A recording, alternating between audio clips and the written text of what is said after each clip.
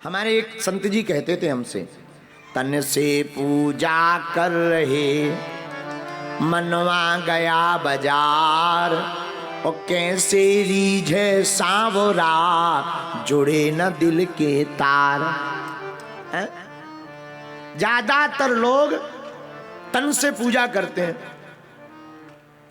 चिरौंजी दाना लेंगे या दाखें, माता रानी के सामने रख देंगे, लो माता जी खाओ, और 2 बार हाथ जोड़े प्रणाम किया, और जब तक माता जी पाने आवे तब तक पता लगा चेला जी खुद खा गए। अच्छा एक बात बताओ, हम आपको 15 दिन लगातार मिठाई खवावे, रोटी का एक टुकड़ा ना देवें, क्या जी पाओगे? बोलो। 16वें दिन हाथ जोड़ के कहोगे महाराज प्राण चाहे ले लो, नमक दे दो, मर जाएंगे वरना।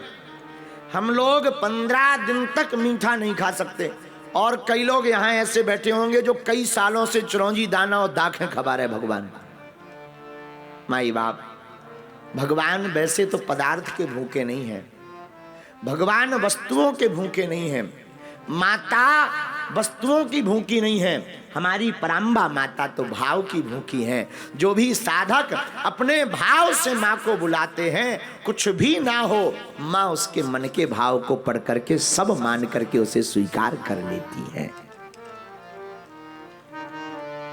भगवती का अवतार ही इसीलिए हुआ, क्यों?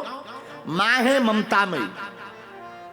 देखो शंकर जी को मनाना हो बड़ी तपस्या करनी पड़ती, किसी को पिताजी से कोई बात मनवानी हो कई बार बड़ा कठिन होता है, क्योंकि बाप बाप होता है। लेकिन कई बार बालक, पंडित जी बड़े, महाराज जी बड़े चालाक होते हैं, बालक बालिका कई बार पिताजी पर डायरेक्ट नहीं कहते, माताजी के थ्रू कहते। और जो काम डायरेक्ट पिताजी से कहने पर नहीं हो पाएगा, माताजी के थ्रू कह दो 100% हो जाएगा। हाँ जी या ना जी? जोर से बोलो। हमारे आराध्य श्री हनुमान जी महाराज, आहा हा, क्या कहना वीर बजरंगबली का। धन्य है वीर बजरंगबली महाराज। हमारे आराध्य वीर बजरंगबली को राम जी प्राप्त हो गए, फिर भी जब लंका जाने लगे तो विभीषण ने कहा कि आप माता जानकी का पता लगाने आए हैं या मिलने भी आए हो? हनुमान जी बोले केवल पता लगाने नहीं आए, हम तो माता जानकी जी का दर्शन करने को आए हैं। क्यों? आपको तो राम जी मिल गए, अब माता जी की दर्शन की क्या आवश्यकता है? श्री हनुमान जी महाराज हाथ जोड़कर कहते हैं, राम जी हैं पिता, भगवती माता सीता है माता, और पिता कई बार नाराज हो जाए तो मनाना कठिन हो जाता है, पर मां नाराज हो जाए तो मनाना बहुत सरल है। इसलिए मां के चरणों में जुड़ना बहुत जरूरी है। और मेरे पागलों, हम तुमसे यही कहना चाहते हैं कि कई बार भगवान श्री राम कृष्ण हनुमान जी के जितने साधक हैं, ये नहीं कहते कि वो प्रसन्न नहीं होते, प्रसन्न तो होते हैं, कई बार बड़ी देर लगती है, कई बार सुनते नहीं हैं, लेकिन अगर भगवती के चरणों से जुड़ा जाए, भगवती को माना जाए, भगवती की आराधना की जाए, वही भगवती कई बार आज्ञा दे देती हैं और सरकार को मिलना ही पड़ता है।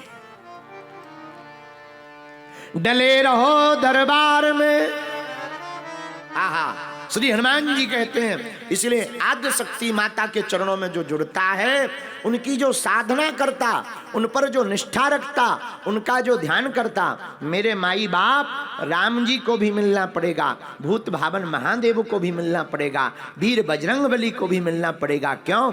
मां ममतामयी होती है और भगवती की आज्ञा को कोई देवता नहीं टाल सकते हैं। आहा, हम तो आपको और क्या कहें। श्री विष्णु भगवान का चरित्र अगर पढ़ा जाए तो देवी भागवत में वर्णन आया। आहा, भगवान विष्णु ने भी एक बार यज्ञ किया, यज्ञ से माता प्रसन्न हुई, वरदान मांगो। भगवान विष्णु बोले भगवती कुछ नहीं चाहिए।